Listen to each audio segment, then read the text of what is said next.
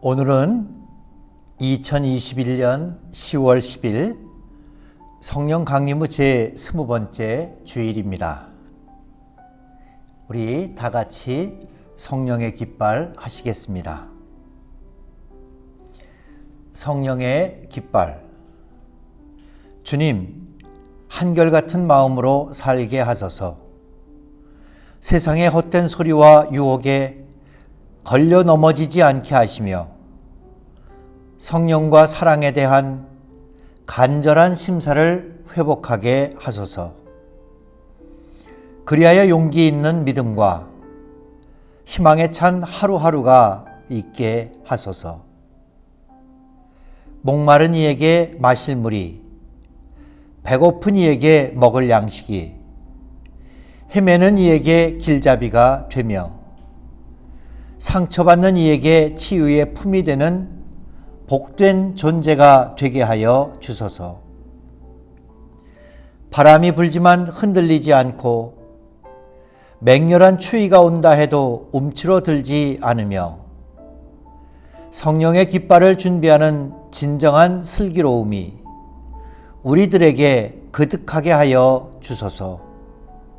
하여 하나님 나라의 은총이 온 세상에 영원히 낙지 않을 깃발처럼 나부끼게 하여 주소서. 아멘. 오늘의 성경 말씀은 요한복음 4장 46절로 54절까지의 말씀입니다. 제가 봉독하겠습니다. 예수께서 다시 갈릴리 가나에 이르시니 전에 물로 포도주를 만드신 곳이라. 왕의 신하가 있어 그의 아들이 가버나움에서 병들었더니 그가 예수께서 유대로부터 갈릴리로 오셨다는 것을 듣고 가서 청하되 내려오셔서 내 아들의 병을 고쳐주소서 하니 그가 거의 죽게 되었음이라. 예수께서 이르시되 너희는 표적과 기사를 보지 못하면 도무지 믿지 아니하리라. 신하가 이르되 주여 내 아이가 죽기 전에 내려오소서. 예수께서 이르시되 가라 내 아들이 살아있다 하시니 그 사람이 예수께서 하신 말씀을 믿고 가더니 내려가는 길에서 그 종들이 오다가 만나서 아이가 살아있다 하거늘 그 낫기 시작한 때를 물은즉 어제 7시에 열기가 떨어졌나이다 하는지라. 그의 아버지가 예수께서 내 아들이 살아있다 말씀하신 그때인 줄 알고 자기와 그 온 집안이 다 믿으니라. 이것은 예수께서 유대에서 갈릴리로 오신 후에 행하신 두 번째 표적이니라. 주님의 복음 말씀입니다. 하나님 감사합니다. 지금은 2021년 10월 달 둘째 주일을 지내고 있습니다. 이제 정부에서도 또 온 국민의 여러 가지 백신 상황과 또 경제 상황 모든 것을 고려해 가면서 위드 코로나를 계획하고 있습니다. 이 코로나 시대의 엄중함을 이제는 조금 체계적으로 극복해 나가고 또 다른 삶도 하나씩 회복해 나갈 수 있도록 이제 저희 교회에서도 또 모든 사회 영역에서도 위드 코로나를 통해서 점차로 저희들이 다시 한번 삶의 새로운 출발과 또 희망을 갖고 나갔으면 좋겠습니다. 오늘 본문 말씀은 어떤 귀족이 아들이 죽을 병에 걸리게 되었습니다. 그들은 가버나움에 있었습니다. 그런데 가버나움에서 멀리 떨어지지 않은 곳에 가나라고 하는 동네가 있는데, 우리가 다 아는 것처럼 예수님이 물로 포도주를 만든 곳이었습니다. 그런데 그 물로 포도주를 만든 그 가나 동네에 주인공 되시는 예수님이 다시 오신다는 소문을 듣게 됐습니다. 이 귀족, 왕의 신하였던 아들이 죽을 병에 걸려서 온 가정이, 환자 한 사람이 있으면 환자만이 아니라 모든 가족들이 다 힘이 듭니다. 더군다나 자녀가 아프다고 하는 것은 부모에게 있어서는 견딜 수 없고 너무나 힘든 무거운 짐으로서 차라리 내가 아팠으면 좋겠다라고 하는 그런 큰 고통이요 어려움입니다. 그래서 기적의 장소, 기적의 주인공 되시는 예수님을 찾아서 가버나움으로부터 가나까지 이 왕의 신하는 쫓아오게 됩니다. 그리고 예수님에게 부탁을 드리죠. 우리 아들이 거의 죽게 되었습니다. 우리 아들을 고쳐주십시오. 근데 의외로 예수님은 조금 냉정하게 말씀을 하십니다. 도대체 믿음이라는 것은 없고 신기하고 기적적인 일만 바라고 기대하는 이 세태가 어떻게 하나님에 대한 믿음을 가질 수 있겠는가? 하나님에 대한 믿음을 우리가 함께 나누고 그 믿음으로 승리할 수 있겠는가? 거절하시는 것 같고 책망하시는 것 같은 예수님의 말씀입니다. 근데 사실 예수님의 말씀이 틀린 것은 없었습니다. 이 왕의 신하는 아들이 죽을 병에 걸려서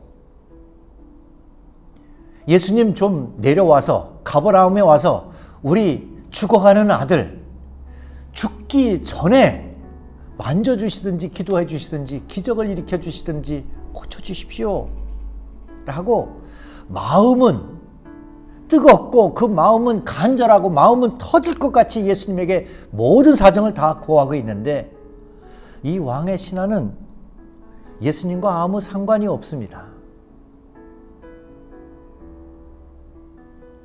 이 사람은 아마 이방인이 아닌가 싶고 이 사람은 아마 예수님과 어울리거나 관계를 맺거나 하는 일이 전혀 없었고 종교적인 경험이나 또 혹은 신앙생활을 해온 경험이 전혀 없습니다.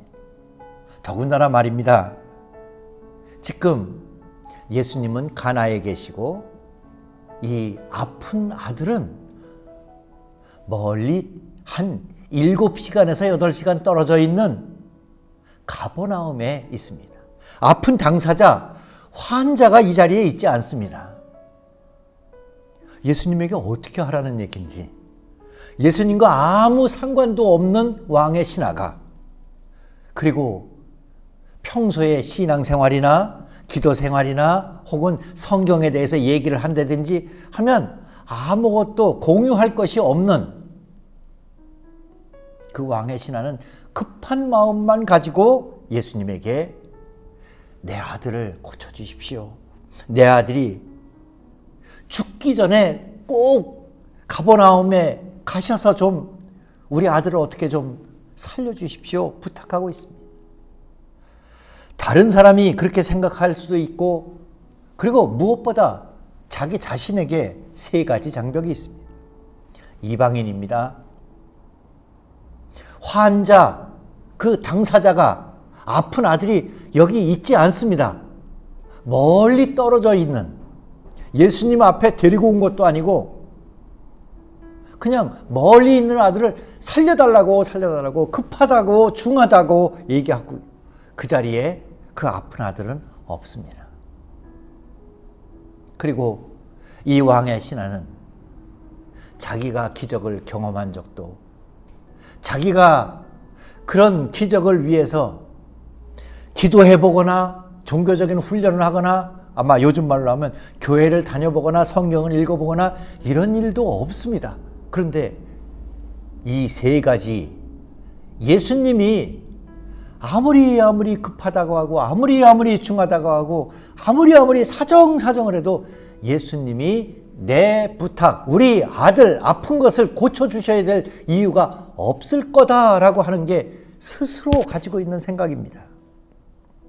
스스로 그런 생각을 가질 수밖에는 없습니다. 만약에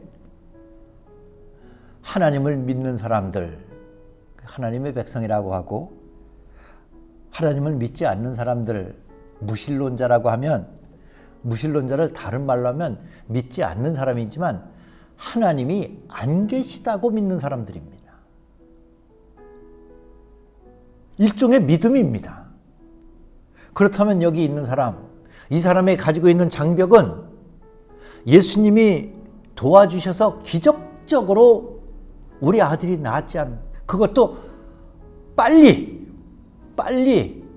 치료해 주시지 않으면 나을 방법이 없는 이 다급한 상황 속에 예수님이 고쳐주실 리가 없다, 고쳐주실 이유가 없다, 고쳐주셔야 될 그런 것을 내가 예수님과 관계 맺을 수 있는 게 이 세 가지 장벽이 내 마음속에 있다는 것은 예수님이 고쳐주실 리가 없다라고 하는 믿음과 마찬가지입니다. 예수님이 고쳐주실 이유가 있어야 돼. 내가 아무리 사정을 해도 그런 이유를, 내가 아무리 사정하면서 머릿속으로 생각해봐도 그럴 이유를. 그런데 오늘 본문 말씀에 50절 말씀에 보니까 예수께서 말씀하십니다. 가라, 내 아들이 살아있다. 가라, 내 아들이 살아있다. 그리고 그 뒤에는 더 놀라운 말씀이 있습니다. 그 사람이 예수께서 하신 말씀을 믿고 가더라. 이 왕의 신하는 자기 아들은 기적이 일어나기 전에는 가망이 없다고 생각을 하고 예수님에게 사정을 합니다. 그런데 예수님이 꼭 고쳐주셔야 될 이유가 자기가 생각해도 없습니다. 그 세 가지 장벽이 마음속에 있습니다. 그런데 예수님께서 자기에게 말씀하셨습니다. 가라, 내 아들이 살아있다. 그런데 그 뒤에 있는 말씀은 그 사람은 예수님이 말씀하신 그대로를 믿고 돌아갔더라, 이렇게 표현합니다. 아마 믿음의 단계로 치면 앞에는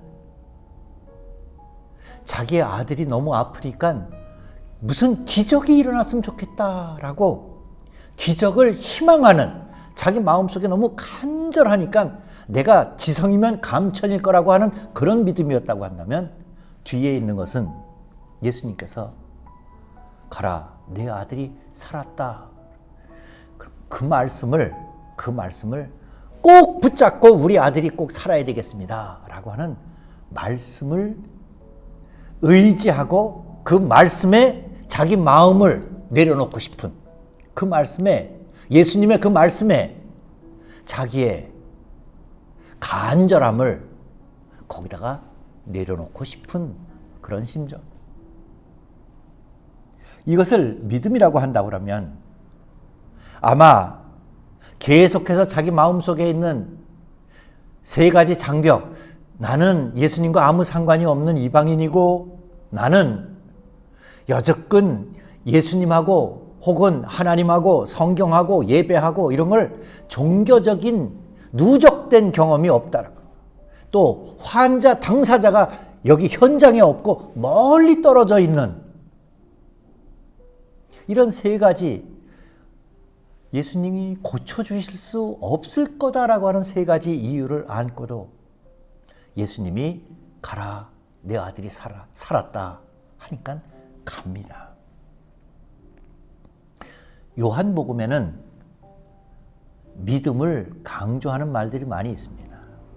그런데 요한복음은 그 사람이 믿음이 있더라, 믿음이 좋았더라, 그 사람 믿음이 크더라, 이렇게 믿음이 그 사람 마음속에 있는, 그 마음속에 가지고 있는 어떤 소유의 정신적인 능력이라고 그렇게 생각하지 않고, 요한복음은 믿음을 실제적인 행동과 연관을 칩니다. 그래서 믿음을 거의 98번, 100번이나 예수님을 믿었더라, 예수의 이름을 의지했더라, 예수님께로 나아갔더라, 예수님을 따랐더라, 이런 말들을 믿음이라고 하는 동사적인 표현을 써서 예수님이 말씀하신 것에 응답하고 그것을 따라갔고 그것에 은혜를 입는 그런 모습을 요한복음은 역동적인 믿음의 개념으로, 믿음의 특징으로 소개합니다. 이제 여기 있는 왕의 신하의 믿음을 여러분에게 소개합니다. 이 사람은 기적을 바라는 간절한 마음으로 와서 예수님이 내 아들이 살았다 하니까 돌아갑니다. 아들에게로 갑니다. 멀리 떨어져 있는 환자를 예수님께서 고치셨다라고 믿고, 그리고 그 환자에게 예수님이 같이 가지 않으시고 말씀만 하신 것을 믿고 갑니다. 예수님의 말씀을 붙잡고 아들에게로 가는 거지요. 이제 저는 이렇게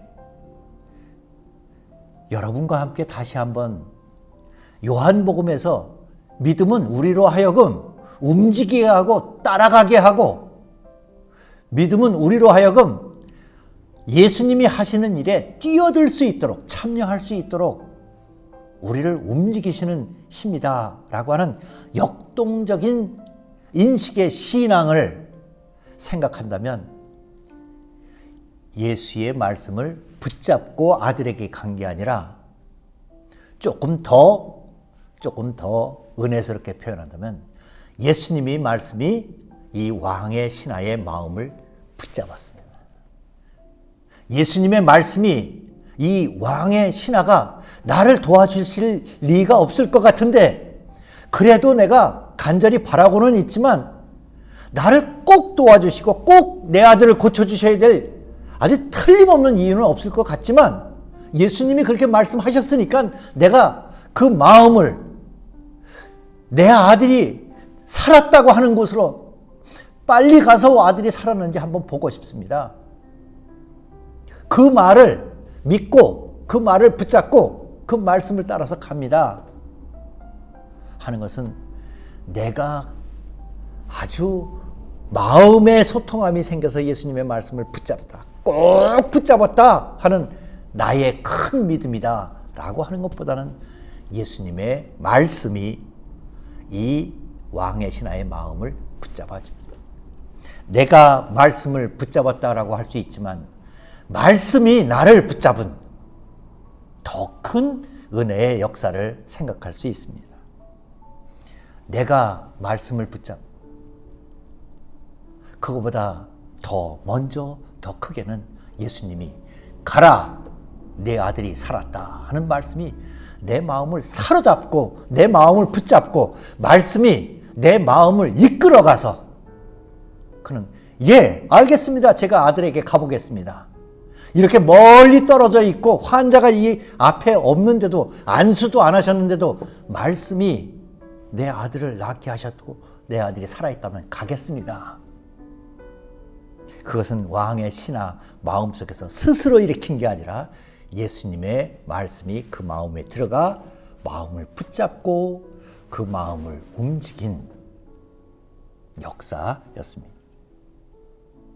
이것은 제가 스스로 혼자서만 생각해낸 이야기는 아니고, R.A. 토레이라고 하는 유명한 목사님이 있습니다. 그 목사님이 신학대학에서 신입생들을 이렇게 면접을 하다가 한 신입생 입학하는 학생에게 묻습니다. 자네는 이 험한 세상에서 승리하는 하루하루를 살아갈 수 있는 비결이 있다고 생각하는가? 이 학생이 뭔가 제가 하나님의 말씀을 꼭 붙잡고 그리고 하루하루 무슨 일을 닥치든지 말씀을 붙잡고 살아가는 것입니다. 그게 승리의 비결입니다. 그랬더니 토레이 목사님이 그렇게 대답하시다. 그래, 당신 말이, 자네 말이 맞네. 하나님 말씀을 꼭 붙잡고 가면 승리할 거네. 그러나 그거보다 조금 더 중요한 게 있대. 내가 조금 더 중요한 걸 소개하겠네. 자네가 말씀을 붙잡는 것보다 말씀이 자네를 붙잡고 어떤 일에도 담대하고 어떤 일에도 지혜롭고 어떤 일에도 침착하고 어떤 일에도 주님 안에 거할 수 있도록 말씀이 당신을 붙잡는 게 더 중요한 승리의 비결이라네. 이제 여기 있는 자기의 전부라고 할 수 있는 아들이 죽을 지경이 된 애타는 아버지, 그 아버지는 예수님하고 끈을 닿으려고 해도 아무것도 없었습니다. 그리고 너무 아픈 아들을 예수님 앞에 데리고 올 수도 없어서 자기만 와서 사정만 합니다. 그런데 예수님이 가라, 내 아들에게 가라, 나한테 왔던 네가 내 아들에게 가라, 내 아들이 살았다. 그 말씀을 믿었다 하는 것은 이 사람이 예수님 말씀에 순종한 것도 되지만 예수님이 그 사람의 마음을 붙잡아줘서 믿음으로 갈 수 있게도 해 주셨습니다. 믿음의 근거를 내 주관적인 느낌, 믿음의 근거를 내 주관적인 확신에 두지 말고 오히려 주님께서 우리에게 주시는 말씀에 우리가 사로잡히고 감동되고 이끌림을 받고 그 모든 주님의 말씀이 나를 꼭 붙잡을 수 있도록 날마다 예수님에게 가까이 다가가는 저와 여러분이 됐으면 좋겠습니다. 두 번째 표적, 그것은 믿음이었습니다. 믿음은 주님의 선물인 동시에 거기에 잠자코 응답할 수 있는 저희들의 순전한 마음입니다. 믿음은 내가 키우는 능력이 아니라 주님의 선물과 우리의 응답입니다. 나의 전부인 아들처럼 내 인생의 전부를 주님께서 지켜주시고 인도해 주실 수 있도록 우리 말씀을 붙잡고 더더욱 말씀에 붙잡혀 믿음으로 승리하는 우리 모두가 되기를 주의 이름으로 축원을 드립니다. 이제는 우리 주 예수 그리스도의 은혜와 하나님 아버지의 크신 사랑과 성령의 감동, 저희들을 움직일 수 있도록 인도해 주시는 역사가 모든 주의 백성들의 삶의 순간순간들 속에 영원토록 함께 하옵시기를 축원하옵나이다. 아멘.